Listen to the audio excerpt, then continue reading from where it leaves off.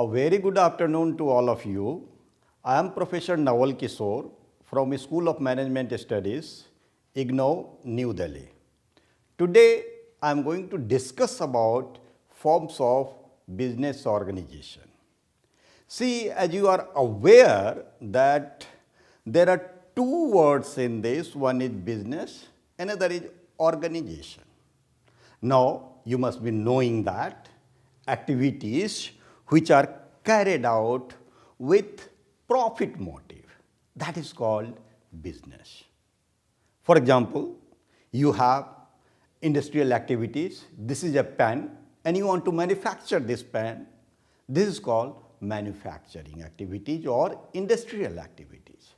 Another maybe you have this pen and now you want to market this pen, you want to sell this pen. This is called trading activities, and there may be the service activities also. For example, you have a vehicle and you want to just run that vehicle for the commercial purposes, and that is called the service activities. All these activities, when they are clubbed together and put to work systematically, that is called again business organization. Now, when you talk about business organization, three questions may come in your mind. For example, when there is a business organization, who will provide the funds? Second is, who will bear the risk? The third is, who is going to manage the business activities? Now, once it is clear to you, the second question arises, and that is, does one person provide the funds? Does one person bear the risk? Does one person manages the whole activities of the business, or the group of persons, or the larger group of persons? Considering both the aspects in the mind, the forms of business organization may be as follows. One is your sole trader organization. That means, as it is clear to you, that in the sole trader organization, one person is the all activities holder. He carries out all the activities of the business. When the business expands or there is a requirement of more than one person, you go to the next form of the business, that is called partnership form of organization. When again the business expands and you need the more activities to carry it out, you may go to the limited liability partnership, is also a part of the partnership form of organization, where the partners activities, partners contribution is quite limited. In addition to that, when you further expand this partnership activities in terms of the large organization, you may go for the company form of organization, where the ownership lies in the hands of the shareholders and you may mobilize more resources. And last may be cooperative form of organization, where group of people come together and they run the business for the benefit of the whole members of that particular organization. With this word, now let us come to the sole trader organization. As the name suggests that one person is involved here, this is also called proprietorship, and this is the most common form of business organization because it is simple, it is easiest to form, and the one person arranges necessary capital through either his own savings or he may borrow from friends and relatives, and he decides all activities of the business, he enjoys all the profit and also incur the loss. Now again, if you see that is sole trading organization, definition of the sole trading organization. So the definition says This is a type of business unit where one person is solely responsible for providing the capital, for bearing the risk of the enterprise, and for management of business.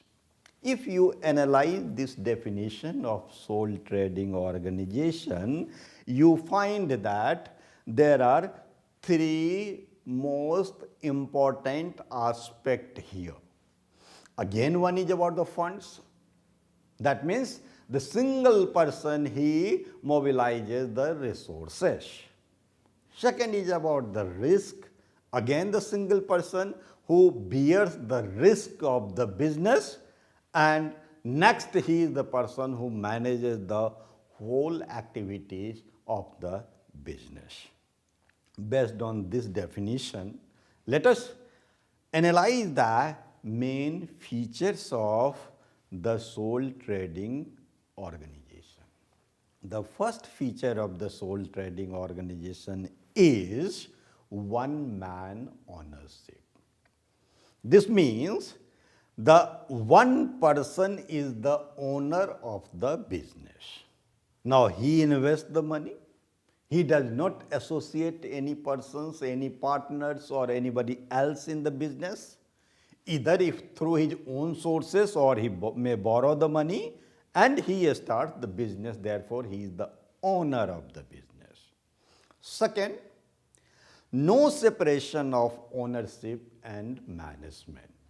Look, when you see the larger form of organization like company form of organization, in that case you will find that owner is different and the business is different.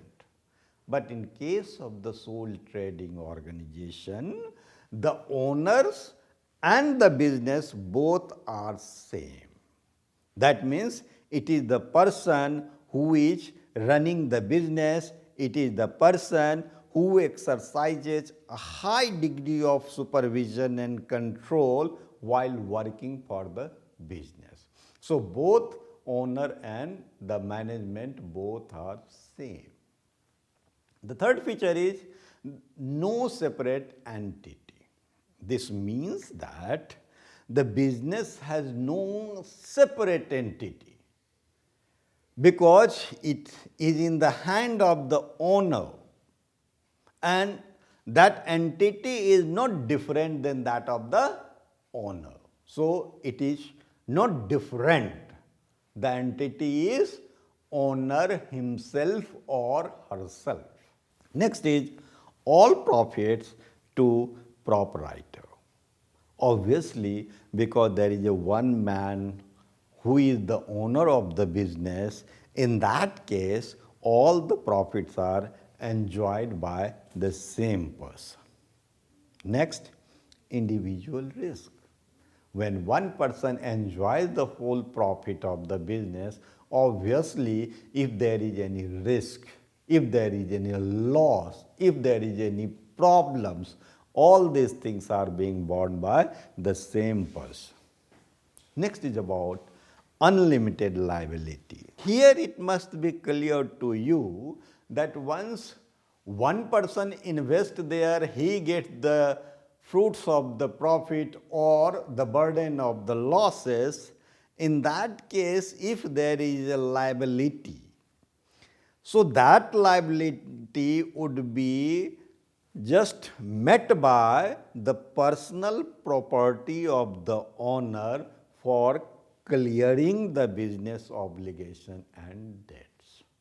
Because there is no other person involved in that business, therefore, all the obligations and debt of the business would be met by associating the personal property of individual.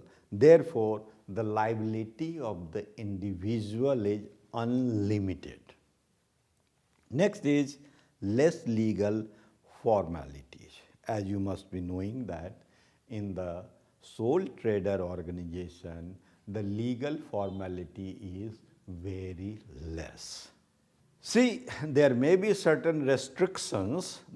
For example, if you want to start the business, so what is called the bank, if you want to start the insurance, obviously you are not permitted to, as an individual, you are not permitted to start bank or insurance company.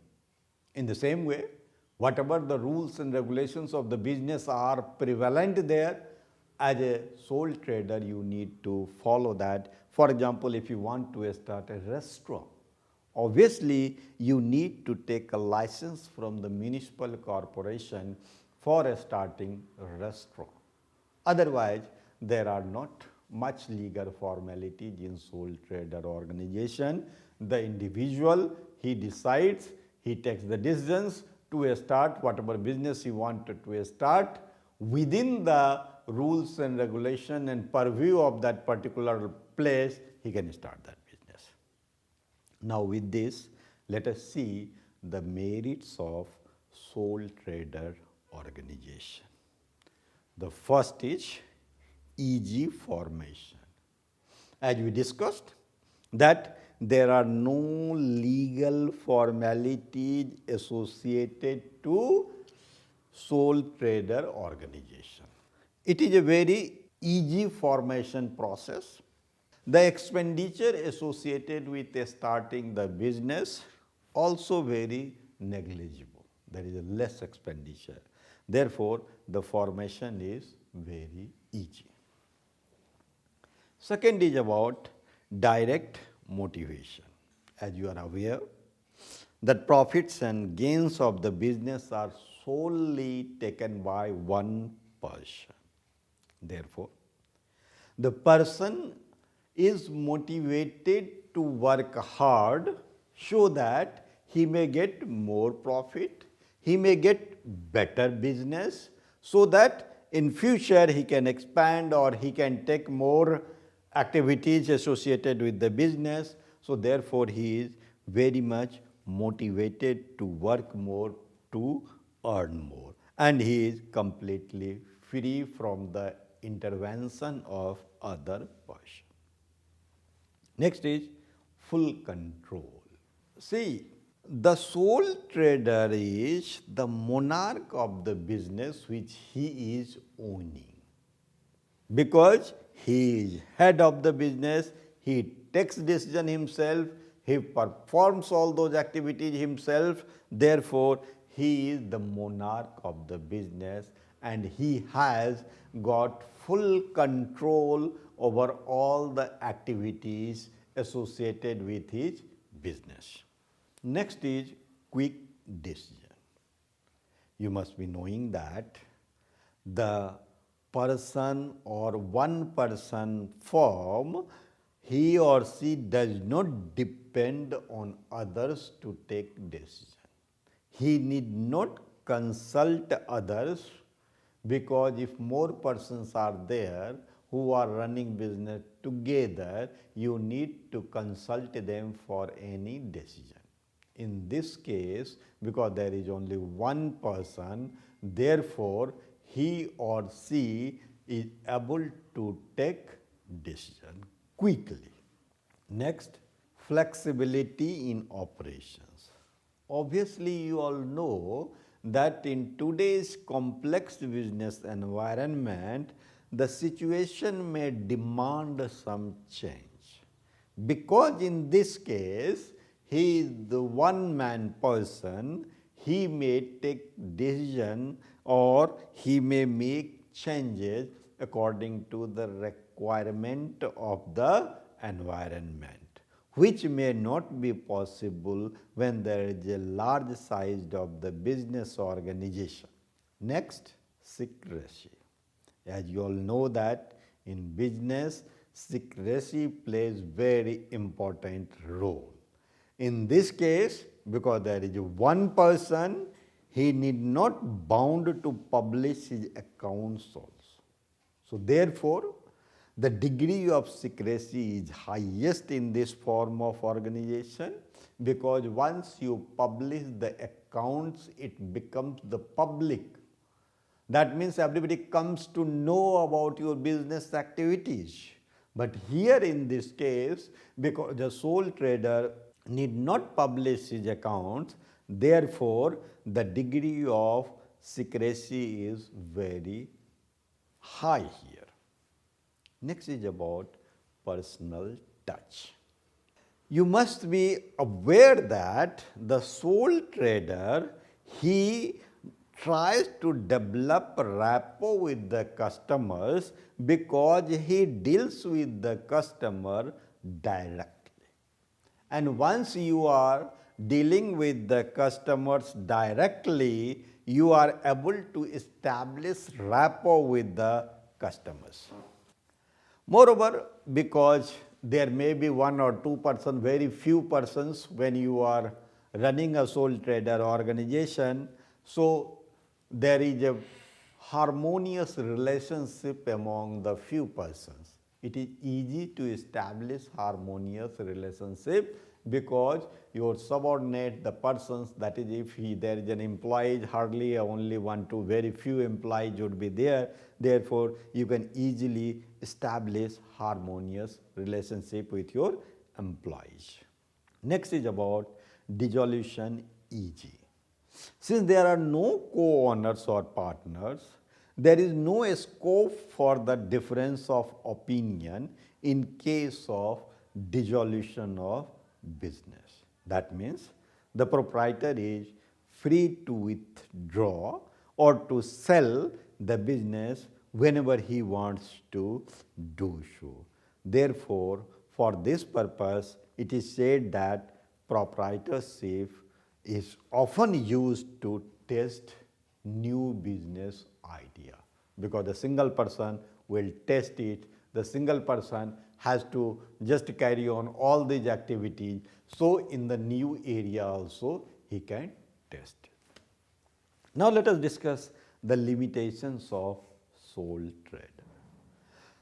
The first limitation is limited resources.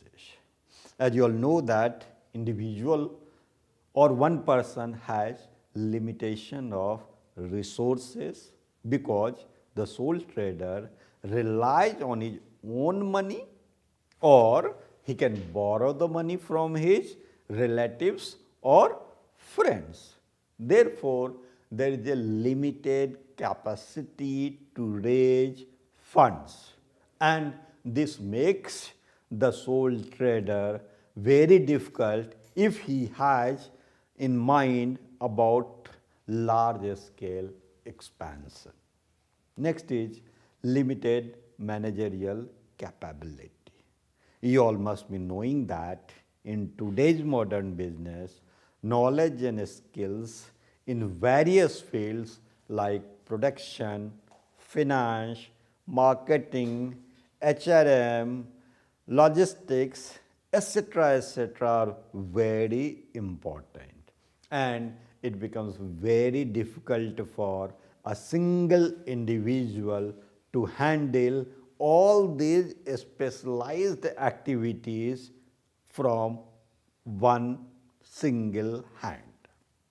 Therefore, the managerial capability also becomes limited here. Next is not suitable for large scale operations. Obviously, whenever there is a large scale of operation, you need to carry on the business with the help of others as well.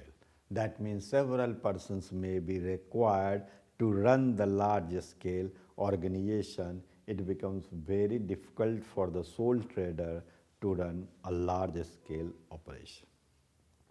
Next is about unlimited liabilities. You have already learned about the sole trader has unlimited liability. This means that if there is a loss, the personal property of the sole trader may be utilized for clearing business obligations. He cannot take much risk and he may be discouraged for the large scale expansion. Next is about less stability, because the whole business activities depends upon one person. Suppose the person dies, there is a likelihood of closure of the business. Next is no check and control.